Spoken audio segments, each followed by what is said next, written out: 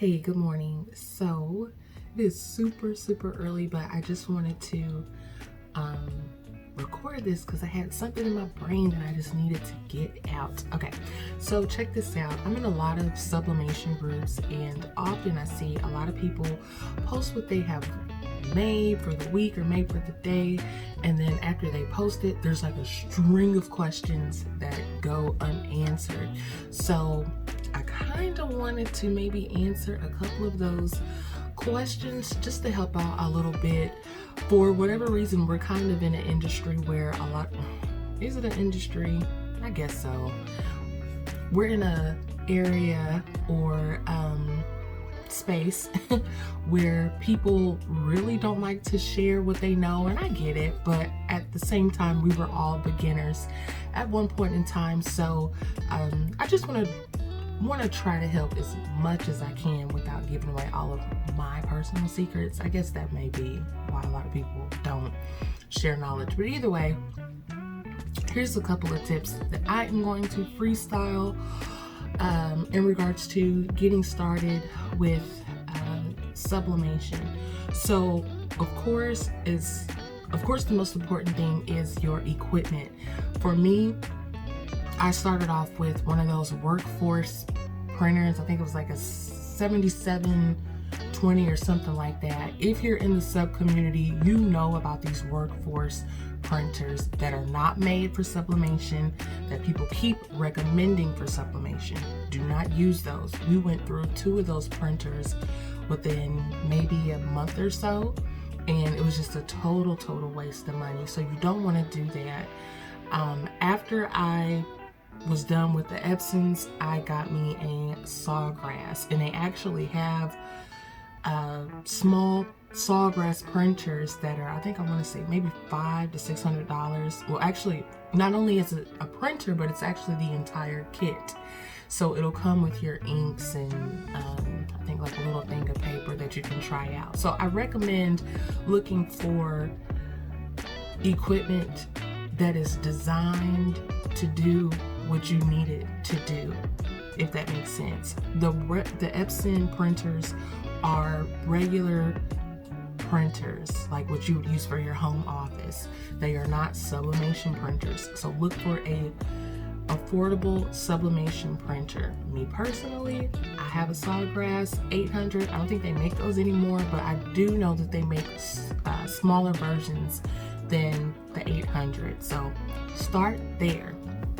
The next thing is, when you are looking for garments to sublimate, start small, y'all. Start small. So I see a lot of people try to do like full body shirts, leggings, jeans, jackets, all kind of stuff. But what happens is when you hop into large garments like that and you are not experienced, you end up wasting a lot of inventory. And I'm not even gonna lie to y'all, to this day, I mess up socks and it is incredibly frustrating, and I usually just ball them up and toss them to my dog. So make sure that you start small, because one, these products cost money. The items that you're sublimating on, they cost money. And 2, starting small helps you, it just helps you gather your knowledge and grow over time. And then once you are able to do that, then you can start taking on larger jobs once you have mastered the smaller stuff. For me personally, I love socks. I don't really care to do t-shirts or anything else. And specifically for Audacious Sockwear, I'm a sock brand. So, all I do is socks. And let me see what else. You got to be patient with yourself. And I think I mentioned that in my last video. Be patient. Do not worry about what everybody else is doing. Do not, because you don't know, people's background. Some people may have an art background. Some people may have a more technical background, and they are amazing with Photoshop. Speaking of Photoshop, that is the design software that I learned how to use. Actually, my husband taught me. But I think there's Photoshop, there's Silhouette. Some people use Canva to design in. Some people use Adobe Illustrator. Just play around with everything and find what design software or design platform makes you the most comfortable. For me, it's Photoshop. I mean, I don't want to use anything else. Photoshop gets the job done for me. Let me see what else. Oh, once you have got your equipment and you've started making your stuff, actually wear it. Actually wear it. I have to say, I have not worn another brand's socks in like years. I always wear my stuff. So don't be afraid to promote your stuff. Like, if you're happy about it, you know that you knocked out this design, you knocked out this shirt or whatever, then definitely don't be afraid to promote and wear your items, because if you don't, then who will? And then I'm trying to think if there's anything else. Join a couple of sublimation groups. I mean, you don't necessarily have to post, and I don't want to say don't interact, but just go there and kind of get a feel of what everybody else is doing and what the tips are.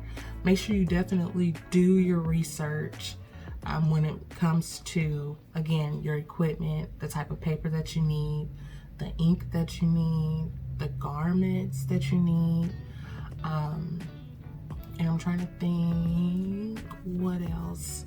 I think that's it right now. That should just help you get started. Whatever you do, just please start small.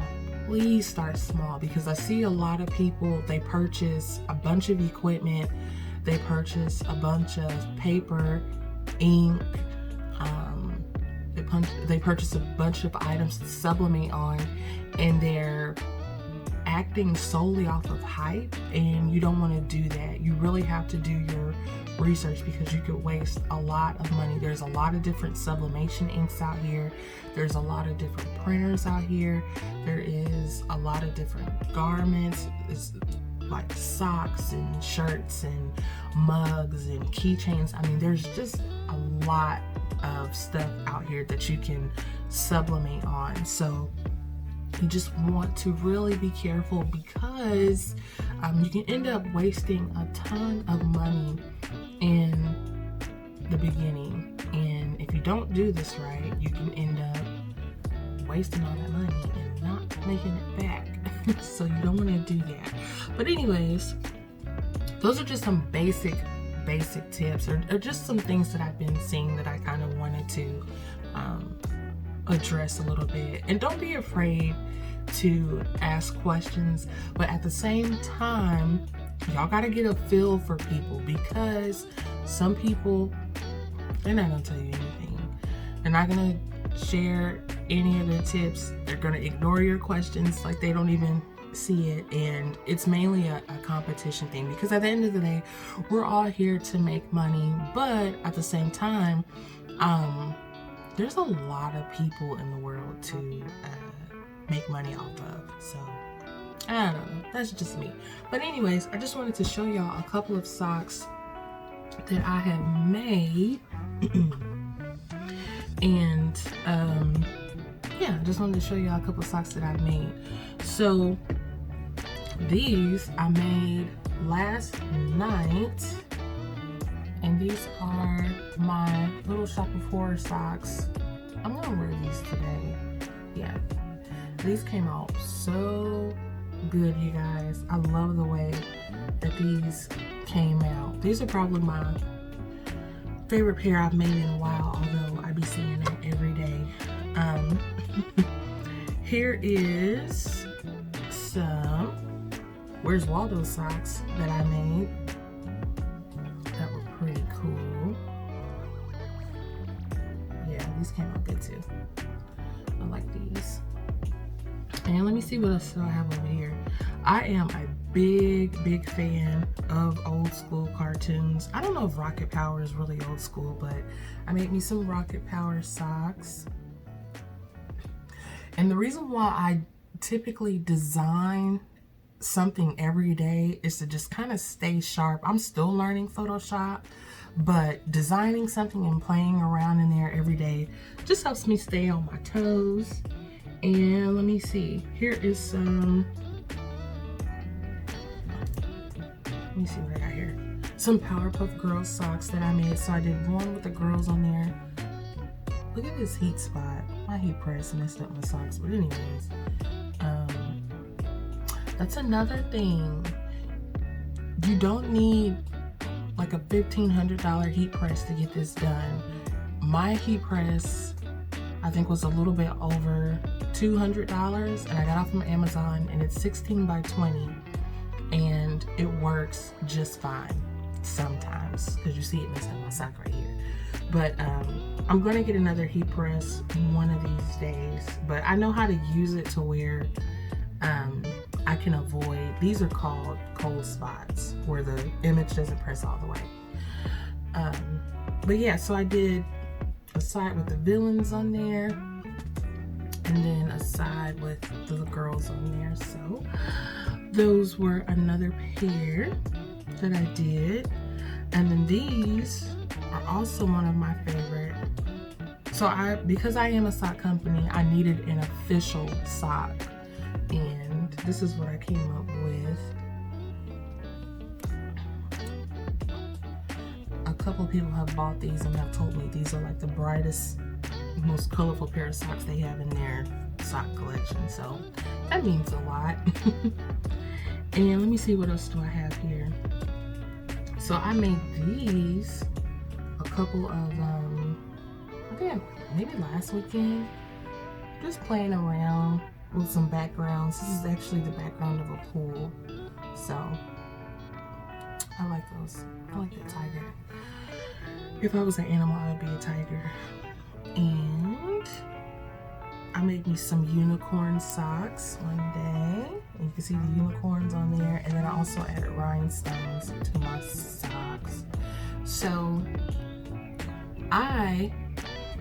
you probably, if you're in the sub community, you probably recognize these socks. A lot of these socks come from, well, actually all of them come from Silky Socks, which I'm sure you are familiar with. But I am in the process of developing my own sock, mainly because I have dreams and aspirations of, I'm not even going to say dreams. I'm going to be working with Finish Line one day. I'm declaring that right now. And I just need my own, my own stuff. So that is what I'm doing right now. But for the time being, Silky Socks works. Here's another sock that I made. These are really, really cool. There is a snake that is on the leg part, and I have some flowers on the toe part. I'll wear these outside, so it's some grass that was on there. And then let me see what else I got, just to share a couple more pairs with y'all. Here's a little anime chick that I did a couple weekends ago. And let me see what else is in here. Oh, one of my favorite pairs of socks that I haven't even worn. I just made these, but I love the way that they came out. Was some Rugrats socks. Like I said, y'all, love the classics. We got Tommy, Chucky, Bill, Lil, Angelica, Susie, Riptide, everybody. And then the last pair, actually I'm lying, I got a couple more. Outcast. I did these a couple of weeks ago. There we go. Yeah, so those came out pretty good. And then of course, I made these legendary socks with butterflies on them. I made these for myself because I am a sock legend, I think. Well, in my head I am. And then let me see. We got some skulls going on. I just be doing stuff, y'all. I just be doing a whole bunch of stuff. I have some Fearless socks going on right here. I made these. I just really design whatever I feel. Of course, my Rick and Morty socks, which came out really, really well. And I can't find my other unicorn sock, but some unicorn socks that I made.